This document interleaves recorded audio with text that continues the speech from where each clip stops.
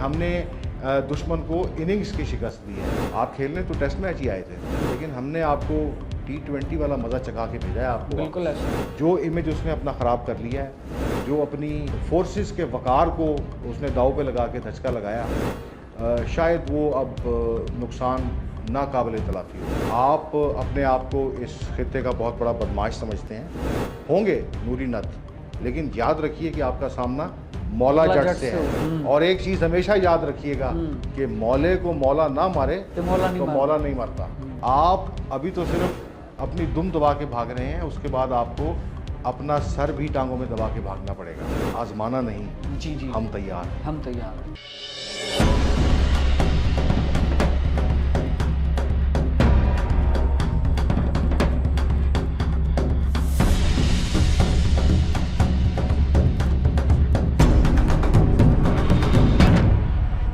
अस्सलाम वालेकुम नाज़रीन, साउथ पंजाब डिजिटल के साथ मैं हूं आपका मेज़बान हारून ताहिर। नाज़रीन, पाक भारत जंग में भारत अभी भी बौखलाहट का शिकार है और बदतरीन शिकस्त के बाद उनकी रातों की नींदें मानो तो उड़ चुकी हैं।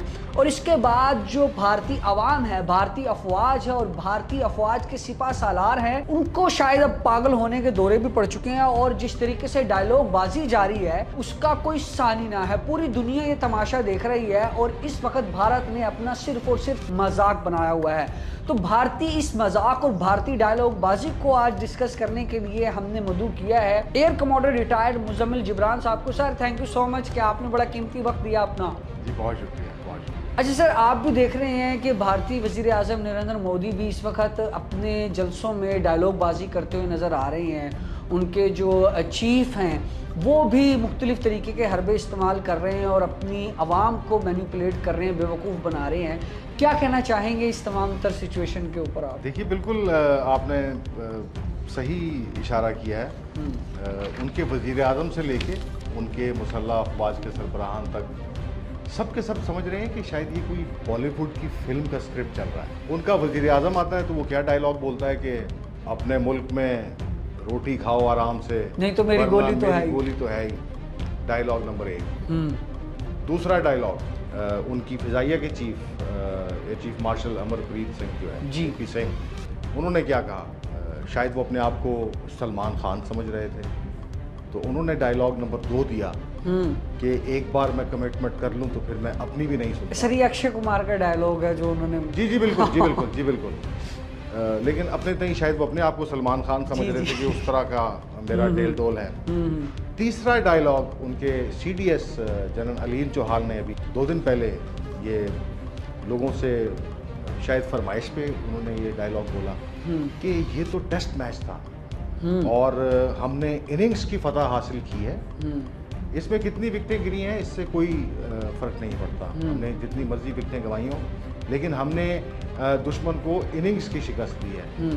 तो मैं बसद एहतराम गुजारिश करना चाहूँगा कि आप खेलने तो टेस्ट मैच ही आए थे, लेकिन हमने आपको T20 वाला मज़ा चखा के भेजा है आपको। बिल्कुल ऐसा, बिल्कुल। और हमेशा इस चीज़ को याद रखिएगा, आप अपने आप को इस खित्ते का बहुत बड़ा बदमाश समझते हैं, होंगे नूरी नत, लेकिन याद रखिए कि आपका सामना मौला जट से है। और एक चीज़ हमेशा याद रखिएगा कि मौले को मौला ना मारे तो मौला नहीं मरता।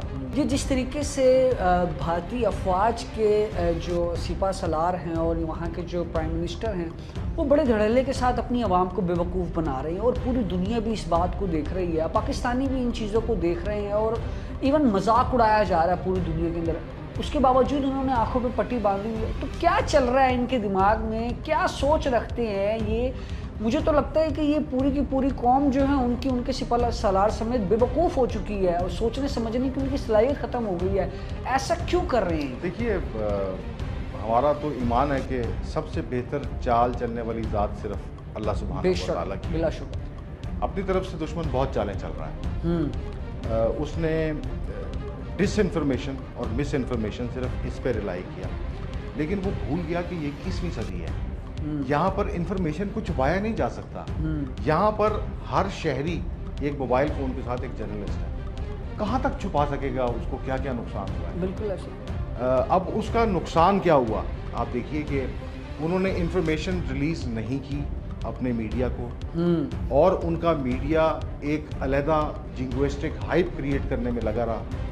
उन्होंने हमारी लाहौर की बंदरगाह पे कब्जा कर लिया। टीआरपी का खेल खेलते रहे वो तो। जी हाँ, बिल्कुल। बंदरगाह लाहौर की जो है वो हमारे हाथ से गई। कराची एयरपोर्ट पे कब्जा करवा दिया। जी बिल्कुल, वो जलता रहा बंदरगाह वहाँ की। और इस्लामाबाद के ऊपर उन्होंने हमला कर दिया, हमारे जहाज़ हमारे एयर बेसिस पे तबाह कर दिए। इसमें ज़र्रा बराबर भी हकीकत नहीं थी। और दुनिया अंधी नहीं है, बिल्कुल दुनिया अंधी नहीं है, दुनिया सब कुछ देख रही है। अगर हम अपनी सैटेलाइट इमेजरी से दुश्मन का मुल्क देख रहे हैं तो सारी दुनिया के बड़े बड़े जो पावर्स हैं उनकी निगाह है खित्ते में क्या हो रहा है। बिल्कुल ऐसे। तो उनके झूठ चल नहीं सके। अल्टीमेटली क्या हुआ कि अब उनके जो अपने मीडिया के लोग हैं, बड़े बड़े एंकर्स हैं, वो गुजारिशात करते नज़र आते हैं हुकूमत से कि हमें तो कुछ इन्फॉर्मेशन दे देते, हम तो डिपेंड कर सकते। अब उनके पास कोई फेस सेविंग है ही नहीं। जो उन्होंने एक माहौल क्रिएट किया कि हमने पता नहीं पाकिस्तान का क्या हाल कर दिया है, जिस वक्त हकीकत सामने आई तो हजीमत का शिकार तो सिर्फ हमारा दुश्मन है। अच्छा, सोशल मीडिया पे भी इन दौरान बहुत सारी रील्स हमने वायरल होते हुए देखी जिनमें ये वाजिया हुआ कि भारतीय आवाम ही अपने प्राइम मिनिस्टर को तनकीद का निशाना बना रही थी, अपनी फोर्सेस को तनकीद का निशाना बना रही थी। महज किस वजह से? डिसइंफॉर्मेशन, गलत खबरें फैलाना, गलत उनको मालूमात देना, जिससे वहाँ पैनिक क्रिएट हो रहा था। तो जब आवाम खुद जान गई, उसके बावजूद ये लोग डायलॉग बाजी पर लगे हुए हैं, तो कब समझेंगे आखिर ये? फेस सेविंग नहीं है जी दुश्मन के पास, बिल्कुल कोई फेस सेविंग नहीं है। उसके मुकाबले में आप देखिए पाकिस्तान की हिकमत है, मुसल्लह अफवाज की और हमारी जो मुसल्लह अफवाज के सरबराहान हैं उनकी दूरंदेशी देखिए। हमने ऑपरेशन किया, 6 जहाज गिराए। अगले दिन हमने सबूत के साथ दुश्मन के तैयारों के पायलट्स की कॉल्स पेश की। हमने इंटरनेशनल मीडिया के सामने हमने तस्वीरी सबूत फराहम किए। हमने एक एक जहाज़ का बताया, किस जगह पर हिट हुआ, कहाँ गिरा। और उसके बाद फिर आपने देखा कि सोशल मीडिया में तो सब मालूमात आ गई कि किस जहाज़ का पायलट कौन था, वो किस जगह गिरा, कौन से अस्पताल में गया, कौन सा पायलट इजेक्ट नहीं कर सका। ये हमारी कामयाबी की और कामरानी की सबसे बड़ी वजह ये है कि हमने झूठ का सहारा नहीं लिया। हमने जो अचीव किया हमने उसको सबूत के सामने, साथ दुनिया के सामने रखा और दुनिया ने उसको एक्सेप्ट किया। और जितनी जिंग्विस्टिक मुकालमाबाजी और डायलॉगबाजी उनके मीडिया पे सिर्फ रेटिंग के लिए हो रही थी, या वो जिस तरह अपने अवाम का दिमाग और वो बनाना चाहते थे इस सब को अचीव करने के लिए, जो भी उनके इलेक्शंस का दौर है, बिहार में इलेक्शंस होने हैं, जो वोट वो लेना चाहते थे, हमारे दुश्मन ने अपने एम्स एंड ऑब्जेक्टिव्स बहुत छोटे रखे। उसने अपने पॉलिटिकल एम्स सिर्फ एक रियासत के इलेक्शन के लिए उसने इतना बड़ा ऑपरेशन किया और सख्त नुकसान उठाया। शायद उसका अजाला आने वाले बहुत सालों में नहीं हो सकेगा। जो इमेज उसने अपना ख़राब कर लिया है, जो अपनी फोर्सेस के वक़ार को उसने दाव पे लगा के धचका लगाया, शायद वो अब नुकसान नाकाबिले तलाफ़ी होगा।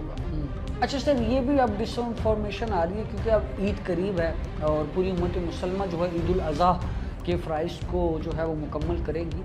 तो सोशल मीडिया पर ये डिसइंफॉर्मेशन है कि भारत दोबारा से कोई मनफी प्रोपेगेंडा करने की साजिश रच रहा है, दोबारा से वो हमारे जो है इलाकों में घुसने की साजिश करेगा। और हालिया अभी स्पॉन्सर दहशत गर्दी जिस तरीके से नरेंद्र मोदी की जानिब से की गई, पंजाब में ख्वारिजियों को दाखिल करने की साजिश की गई और उसको भी हमारी फोर्सेस ने बाकायदा तौर पर बेहतरीन अंदाज में काउंटर किया, उनको जहन्नुम वासिल कर दिए गए और ताहाल ऑपरेशन जारी और अनकरीब उनको जो है वो जहन्नुम वासिल कर दिया जाएगा।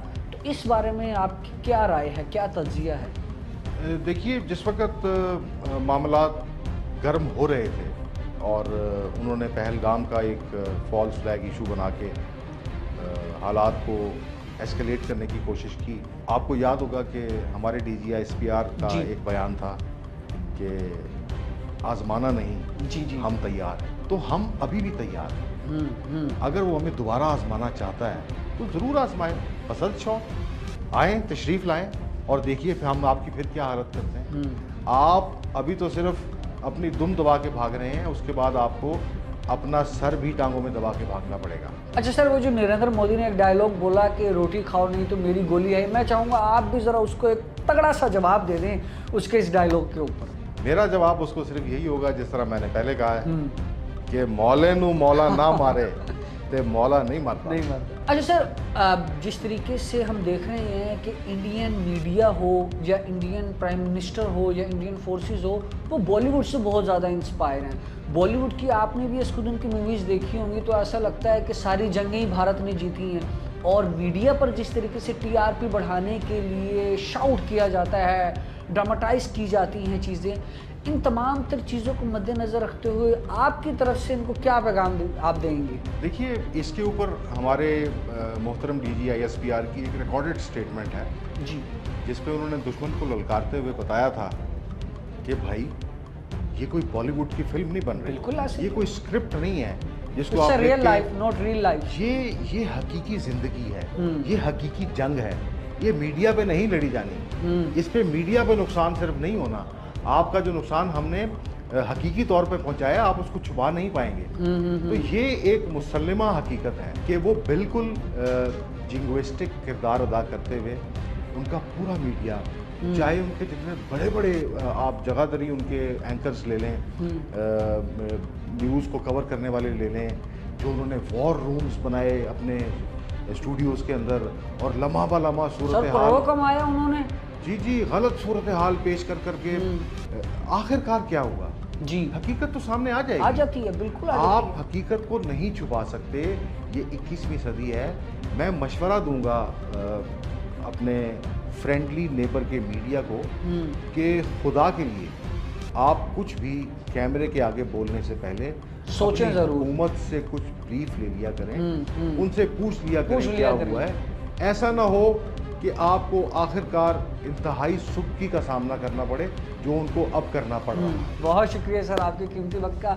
नाज़रीन, जिस तरीके से भारत इस वक्त मनफी प्रोपेगेंडा करता हुआ दिखाई दे रहा है और उसको खुद मुंह की खाना पड़ी है, और अल्हम्दुलिल्लाह जिस तरीके से हमारी पाक अफवाज इन तमाम तो सूरत हाल को काउंटर कर रही है और इस वक्त आम आवाम ही हमारी पाक अफवाज के शाना बशाना खड़ी है, तो भारत को चाहिए कि बाज आ जाए और मनफी प्रोपेगेंडा करने से अपने आप को बचाए। इसी के साथ अपनी मेज़बान हारून ताहिर को दीजिएगा इजाज़त। अल्लाह के बाद।